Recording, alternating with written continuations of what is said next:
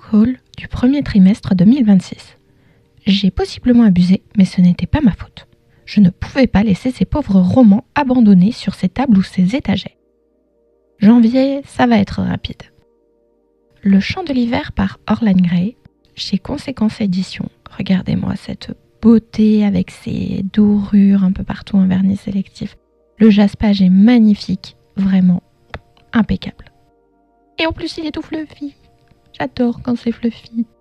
Je l'avais dit que ce serait rapide. Février, par contre, ça va être très long. On commence avec Mirabilis, toujours chez Conséquence Éditions par Tim Lore. Regardez-moi ça, comment ça brille. Je sais pas comment ça s'appelle, mais c'est des dorures rouges. Il est fluffy aussi. La dédicace de l'autrice est incroyablement drôle. Et ça brille à l'intérieur aussi. Tout ce qu'on aime. Voilà. Ensuite, nous avons Powerless de Lauren Roberts chez Simon & Schuster. Une édition collector avec double jaquette et des argentures sur la couverture. Un jaspage simple de la même couleur. Et une double jaquette avec une illustration trop belle, j'aime trop. Ensuite, on a Reckless, bien sûr, le tome 2, avec un vernis sélectif qu'il y avait aussi sur le tome 1, un petit jaspage simple, des argentures sur la couverture, ils sont en relié aussi. Et à nouveau, la double couverture, trop belle, avec un petit loup et un petit lapin qui rappellent les personnages principaux. Je les ai pas encore lus, j'ai très hâte. Le tome 3, du coup, Fearless, toujours avec son vernis sélectif. Pas de jaspage cette fois-ci, mais une couleur rose poudrée, avec toujours les petites argentures et surtout toujours la double jaquette. Trop belle. J'aime trop, je suis trop contente, j'ai trop hâte de les commencer. Ensuite, on continue avec le dernier conte, tome 1, Pomme d'or, de Alexia Thiel, aux éditions Poche. Hugo Poche, pardon. J'ai la petite gommette de chez Imagine à Brive. Voilà. Donc il y a des petites dorures aussi sur la couverture, j'aime trop. On continue avec Grimoire et Chaussettes de Axel Collot. Il est trop beau. Il a des dorures un peu partout, même sur les petits muffins là. Regardez-moi ça comme ça brille, c'est trop chouette, j'aime trop. Ça a été illustré par Faker Lam. Même le jaspage et les illustrations à l'intérieur sont faites par elle. Donc voilà. Et il y a aussi un overlay que j'ai eu, mais que je ne montrerai pas pour des raisons évidentes de moins de 18 ans. Voilà. On passe maintenant à Kezia, la fille du Targite de Maddy Plume, qui est en version reliée avec un vernis sélectif sur le lierre, qui est très très beau. Apparemment, c'est un peu une réécriture de Anastasia. Donc j'ai très hâte de le commencer. Et oui, il y a une carte et j'adore les cartes. Ensuite, Maelpo, le retour de sa 1, tome 1, avec un vernis sélectif sur la couverture. Je suis un peu dégoûtée, je l'ai abîmé en le mettant dans ma bibliothèque. Mais bon, voilà. On m'en a tellement dit du bien, là aussi j'ai hâte de commencer à le lire. Bien sûr, je pouvais pas repartir sans le tome 2, j'avais Maelpo sous la main, j'ai pris les 2 tomes. Donc voilà, toujours avec un petit vernis sélectif très beau. Et vraiment, cette histoire, j'ai que des bons retours. The House in the Cerulean Sea. J'ai mis Slow Burns and Secret et pas la maison d'édition parce que c'est chez eux que je l'ai acheté. C'était une petite mystery box avec plein de petits goodies. Apparemment, c'est un roman cosy en VO. Ensuite, on a La Reine Courtisane de Anatrice chez Black Ink Edition. C'est le préquel de la Guilde des Ombres. Donc voilà, il est très beau. Ce petit relié là, il n'y a pas de jaspage, mais il y a des argentures sur la couverture. Et ça, on aime. On aime quand ça brille. Aïcha, coucou mon bébé.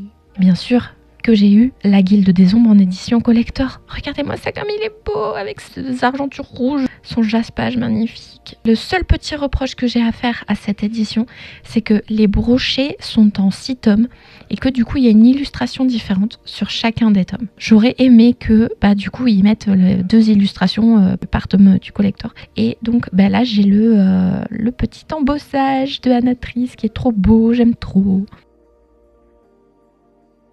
Donc le tome 2 avec des argentures sur la couverture, un jaspage magnifique à souhait, vraiment. C'est mon jaspage préféré, mais c'est pas ma couverture préférée.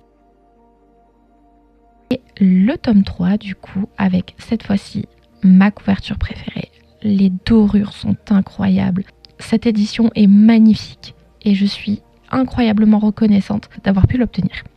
Ah, et j'ai oublié de préciser que la Guilde des Ombres était chez Plume Blanche, comme La Mémoire des Eaux, tome 2, La Phalène et l'Araignée, de Margot Louten, avec un vernis sélectif sur la couverture. Toujours très fluffy. Le tome 1 m'avait déchiré le cœur, vraiment. Donc là, on a une petite carte et on a aussi le résumé du tome 1, super important. Toujours chez Plume Blanche, et vous brûlerez dans ma haine de Justine Tiffany. J'ai un peu peur de l'attaquer celui-là. Regardez-moi, il est magnifique, il a une couverture et un jaspage magnifique. Mais j'ai un peu peur de me lancer dans celui-là parce qu'apparemment il est assez lourd émotionnellement à digérer. Donc j'ai un peu peur. Et maintenant on passe à ma maison d'édition préférée, les éditions Nessian, avec Un serment d'ombre et de glace de Jennifer Bacqueret. Donc là, il y a un petit vernis sélectif sur la couverture, qui est magnifique. Il y a un jaspage aussi incroyable. Vraiment, qu'est-ce qu'il est beau ce jaspage. Oh là là, je m'en reviens toujours pas. Après, on a des larmes de feu et de rage, toujours chez Nessian, toujours de Jennifer Bacqueret. Donc c'est le tome 2, toujours avec une couverture magnifique, avec un petit vernis sélectif là aussi. Et un jaspage... Je craque. Cette maison d'édition fait des jaspages incroyables.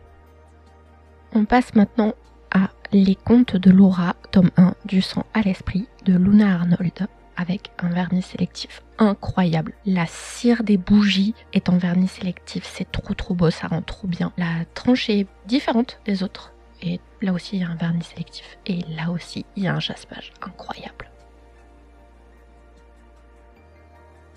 Et on termine avec Le Monde et plus encore de Zilla Rosa, avec un vernis sélectif qui donne des effets mouillés à la couverture. Je pense que c'est le plus connu de cette maison d'édition, on l'a vu partout sur les réseaux, enfin moi en tout cas j'arrêtais pas de le voir, il est vraiment magnifique.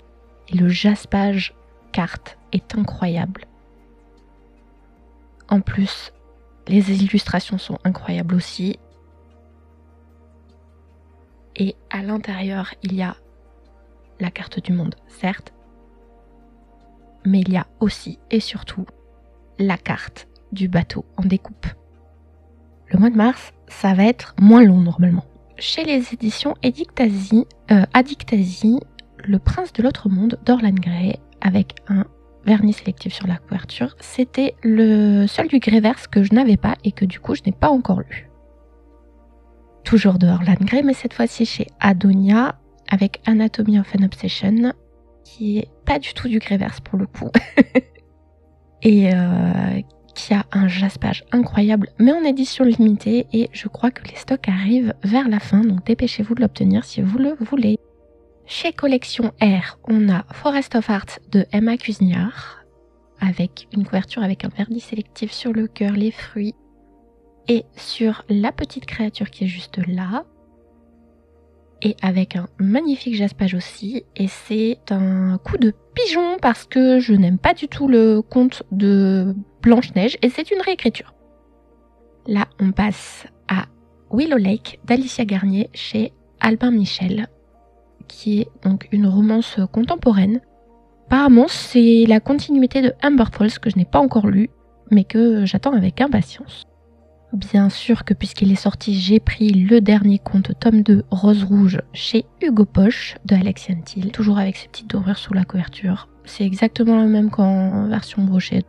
Et chez les éditions de Saxus, j'ai pris Le Refuge occulte pour chat d'Agnès Aubert, qui est en relié avec un vernis sélectif sur la couverture et un jaspage et des illustrations super mignonnes. C'est donc de Heather Fawcett et c'est un cozy fantasy. Encore chez De Saxus, Chasse nocturne d'Alexandra Christo, avec une jaquette avec du vernis sélectif dessus, un magnifique jaspage. J'aime trop les jaspages, je sais, je suis accro à ça. Une carte, trop bien, et une dorure violette sur la couverture. Bien sûr que je ne pouvais pas passer à côté de Catabasis de R.F. Kuang. Enfin, j'en ai tellement entendu parler et c'était impossible de passer à côté. Ce que je trouve incroyable, c'est qu'ils ont fait un jaspage avec des symboles différents. Et même à l'intérieur du roman, les en-têtes de chapitres sont différentes à chaque fois. Donc c'est trop chouette. J'ai trop hâte de l'attaquer, mais il est pas immédiatement dans ma pile des priorités. Immortal Dark de Tigest Girma chez Hachette Roman, qui est une histoire de vampire. Alors sur la couverture, il y a des dorures et il y a de l'embossage et du débossage aussi. On le voit surtout là avec les armoiries. Donc j'ai très hâte et j'ai l'impression de vous le dire pour chaque livre. Ensuite, Zal de Laetitia Danaé chez les éditions Plume Blanche. Regardez-moi ces dorures incroyables, ça donne un effet de profondeur, un effet magique à la couverture. Et ce serait du coup le préquel de Rosen de la même autrice, que je n'ai pas lu encore, mais du coup je le lirai plus tard. Maintenant on passe à Lena Jomae, où j'ai pris du coup Headline tome 1, Les Bracelets Rouges, donc un vernis sélectif, un petit lapin sur la couverture, et apparemment ce serait un peu une pitly thriller. Et j'ai pris du coup le tome 2 aussi, La drogue au sang bleu, toujours chez les éditions Plume Blanche. Et voilà, on est arrivé au bout de mon book haul. Ce fut long, ce fut laborieux. J'ai très hâte de lire l'intégralité de mes achats, à tel point que je suis obligée de me faire un tirage au sort pour savoir lequel je vais lire, parce que je n'arrive pas à me décider. Voilà. Donc je vous fais des bisous et je vous dis à bientôt.